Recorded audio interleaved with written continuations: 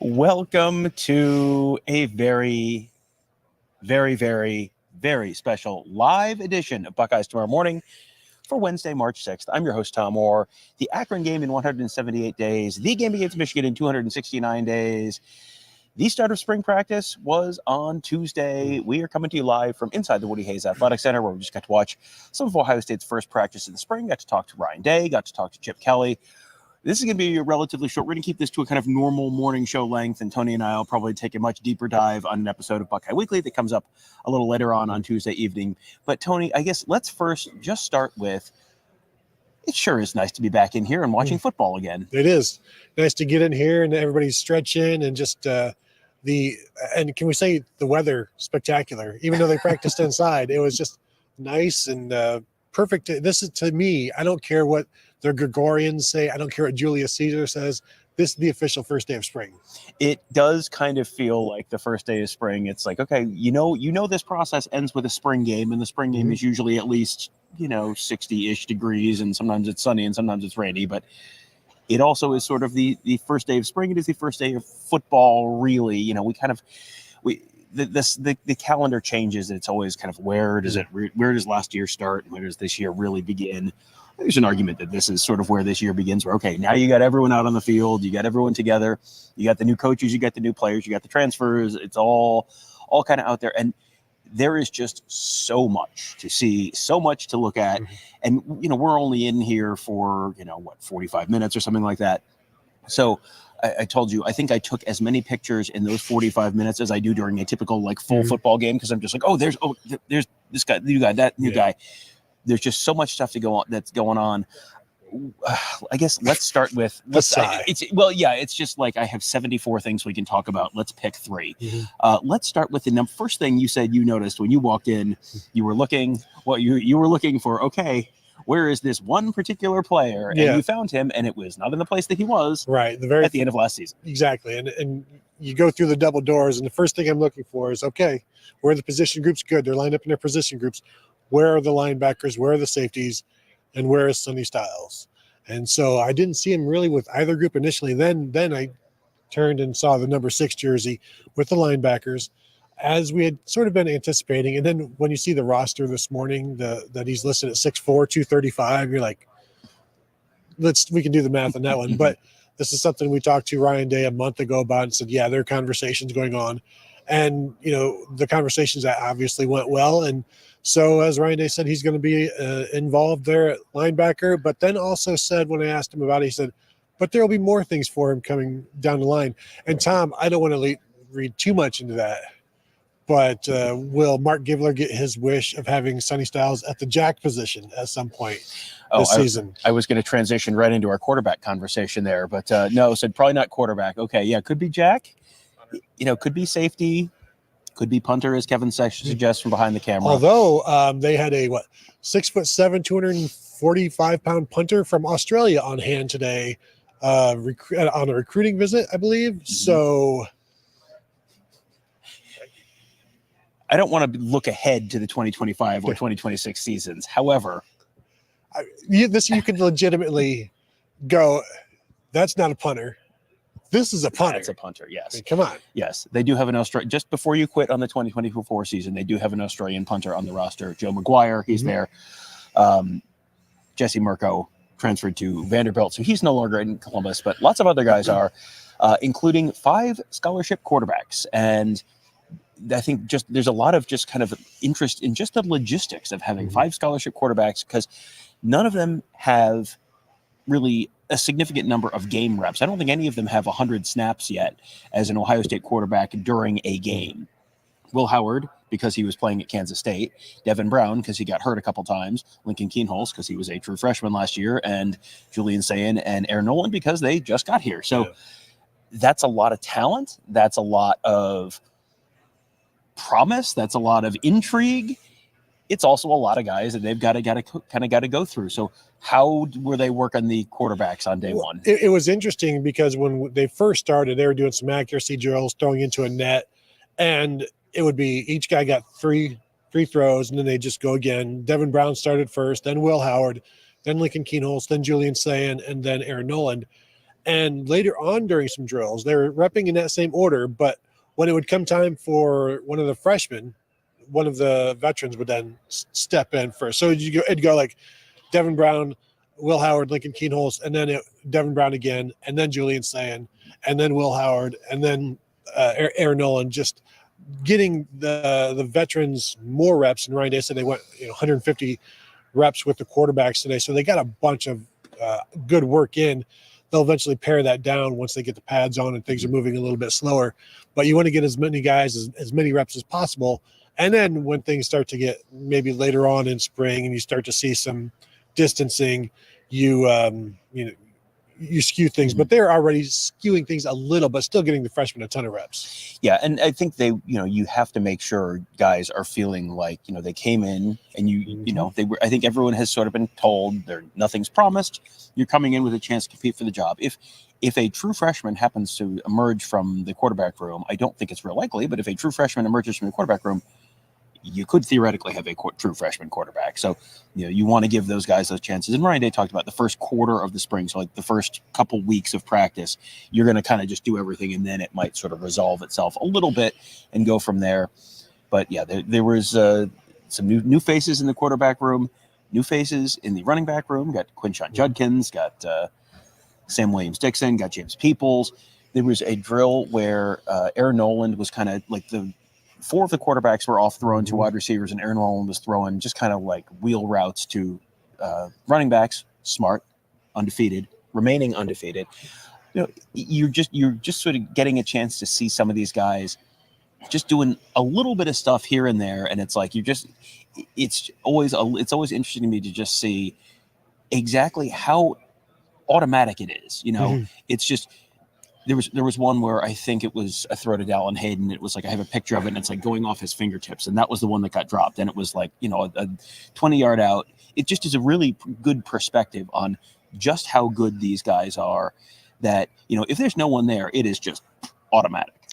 Yeah, and watching the initial drills where they're throwing into a net, basically, I'm shooting it, and at least I thought I was shooting it, Tom. I was on my phone. And did you pull a Kevin Noon?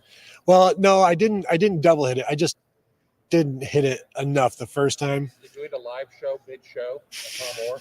No, I did not end a live show. We're not here talking about live shows. Anyway, on a live show. But Aaron Nolan, like 3 straight bullseyes. I'm like, oh, this is good stuff. Mm-hmm. And I'm just still continuing to look at my screen and watching the other quarterbacks. This is good stuff. And then I realized, oh, well, let me hit record. And then he essentially did it again. And then you saw him over here throwing the wheel routes, and he was just throwing to a spot. And he was the most accurate quarterback that I saw today. But again, we did not get to see many quarterbacks throw. We didn't get to see a bunch of throws. Right. Like the throwing into the net, they were 15 yards away from. So it's like, come on. And then you do a little run around and throw it 15 yards away. And then they were throwing to some receivers, maybe 15 yards away on some routes. So, but still, it was just good to see 5 guys out there. Chip Kelly getting his hands full right now with 5 quarterbacks to deal with. And that's 5 quarterbacks to deal with is a lot, but he is out there on the field trying to add more players to his side of the ball. I had pictures. I threw a couple pictures up on the huddle board at buckeyehuddle.com for our members on Tuesday morning. And it was a picture of Chip Kelly talking to Tim Walton, and then Caleb Downs walks over. And I said, in my head, this conversation is Chip Kelly going, hey, we could really use a guy like you on the offense. And then Chip Kelly, during the press conference afterwards, said essentially the conversation was more or less, hey, we could use a guy like you on offense. Yeah. And he said he does that a lot, where in those warm-ups, you're looking at the defensive guys that you could use on offense. But then he also said, go look at Caleb Downs' high school highlights, and you'll see what kind of offensive player he was. But it was funny watching that live, because it just looked like he was giving Caleb Downs some grief. And just the interactions that are going on, because I saw Mickey Marotti talking to Caleb Downs, saw Tim Walton talking to Caleb Downs, and I thought it was interesting that Chip Kelly is also over there talking to him, and that kind of just that kind of relationship that has been building through winter workouts continues now. And he he was with the ones, and he was the only. He may have been the only transfer with the ones. I did not get to see the tight ends, but he seems to have fallen in line really quickly. Yeah, and most of the transfers you would sort of assume. Will Howard comes in, even though he started a couple years at Kansas State, he's still kind of figuring out like, okay, here's how we run practice, and so you're not necessarily going to be the first one through. Caleb Downs, obviously, quite talented, very smart player. Not a shock that he'd be the first one through, but part of that is also the other guy who would be at that position, Malik Hartford, is out for the spring. So, at that point, who else would go first, essentially? But let's run through real quick the names. Guys, none of these are season-ending injuries expected to even impact the season, but run through the list of guys who we know are going to be out for the spring. Oh, you're going to put this on me. Miles Walker, offensive lineman, redshirt freshman. Court Williams, out for the spring. Malik Hartford. And, Tom, that is where there's two more. I wrote them all down. Peyton Pierce, the freshman linebacker, had a boot on his foot. I think is and Bryce West, the Glenville corner. Now he was working out. He was warming up, but obviously none of the physical stuff. I guess he won't be involved in that. But again, like you said, nothing long term, and there's always something in the spring, and they're always very cautious in the spring because there's no reason not to be. Right, the spring is important, but the spring is also a chance where it's like when you're playing Akron or someone like that. If you don't, if a guy's not 100%, you sit him because it doesn't really matter. This is the same kind of thing. Like, the Akron game matters, but also not nearly as much as a bunch of other stuff later.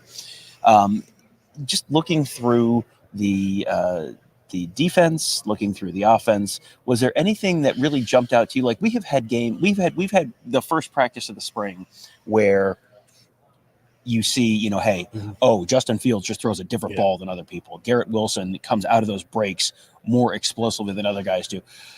I think it was hard to tell. It was on the other side of the field, but I think there were a couple times that I looked at what I think was Jeremiah Smith and kind of went, "Oh yeah, that guy catches a lot of balls that you wouldn't necessarily expect other receivers to catch." Yeah, that was what I was going to mention and I didn't see it live at the time. I threw some video on Twitter of some pass plays, and somebody said 22 seconds, Jeremiah Smith, check it out. And so I did, and it's like they're just throwing on air, except sometimes there's like a coach or a staffer that gets in the way, and that was one of the throws, and staffer was right there, and Jeremiah Smith picks it up like off of his shoes. Like it's a very low throw, picks it up off of his shoes and just turns and runs down the sideline. Like, you're not supposed to catch those. He did, and everybody talks about what he can do after the catch, or just his frame and everything. He's listed at 6'3", 215 on the roster. Big guy. Yeah. Catching shoe top passes. So that's quite a catch radius, Tom, from shoe tops to the treetops. Yeah. And, as we will probably say a bunch of times this spring, relax, pump the brakes. Don't necessarily engrave the Heisman Trophy just yet.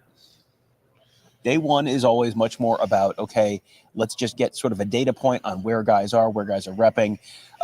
Who did you watch the offensive line at all? Yeah, I did. So like Seth McLaughlin and Carson Hinsman, and I know Luke Montgomery was out there with the ones at one point. What did you see with the offensive line? So the first line was left to right. It's Josh Simmons, Donovan Jackson, Carson Hinsman with the ones, Luke Montgomery at right guard, Josh Fryer at right tackle. Second line was Zen Maholski at left guard, and then Austin Sierveld, Seth McLaughlin, and Enoch Vamahi, and then Tager Shabal at right tackle. Okay. Boom. Yeah, there you go. Very impressive. Yeah, and I think that's one where, I would sort of assume someone like Seth McLaughlin coming in as a transfer, I think that's great news that Carson Hinsman's with the one. Ryan Day was asked, I think, at one point about Carson and some of his issues in December. It sounded like he's had a great interim period between the stuff that didn't go well in December and the Cotton Bowl where he didn't play, and now. So that's all very positive. You want position battles. You want guys who, if you are not 100% locked in with a second year CJ Stroud, it's going to be CJ Stroud because CJ Stroud is CJ Stroud.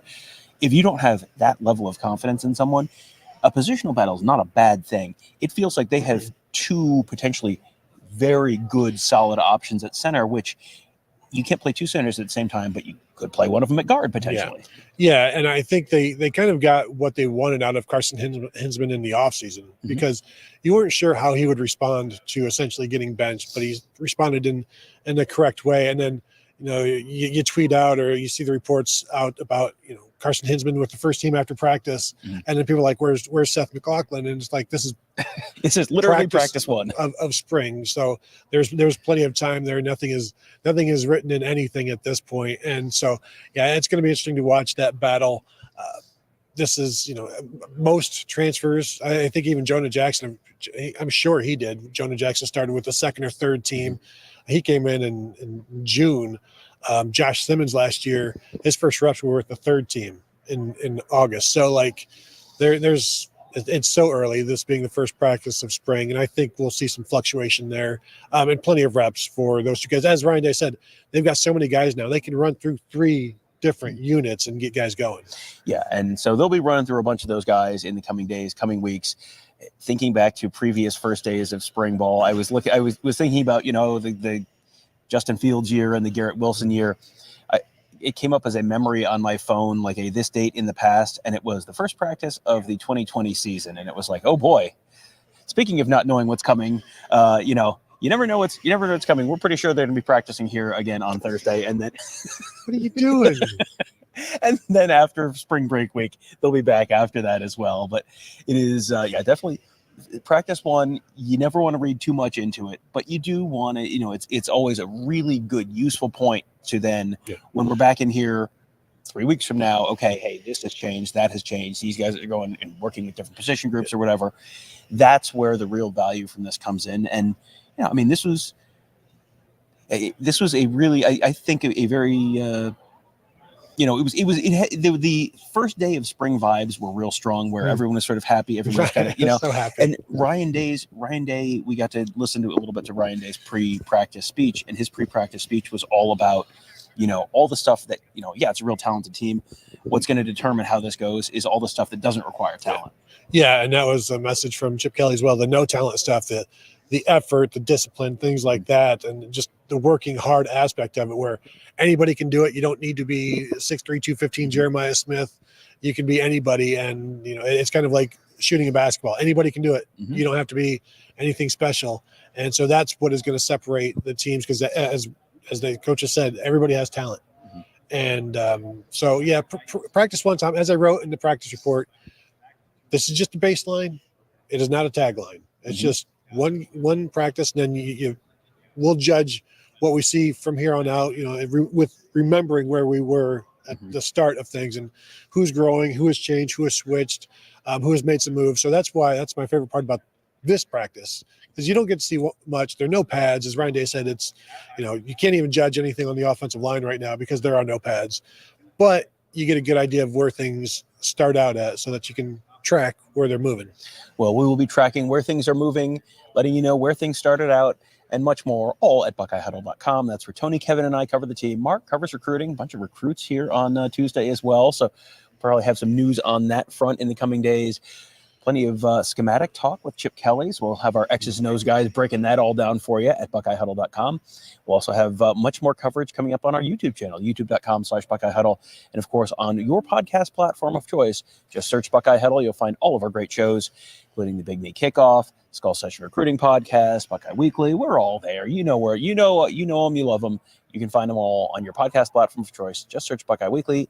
We would appreciate a 5-star rating or review if you are so inclined. That always a nice thing you can do to help other folks find our shows as we head into one of the most optimistic, fun times of the year. Spring football is here in Columbus, Ohio. Hooray. We're excited. Hope you are too. Thank you guys all for joining us. Have a great day. We'll talk to you tomorrow.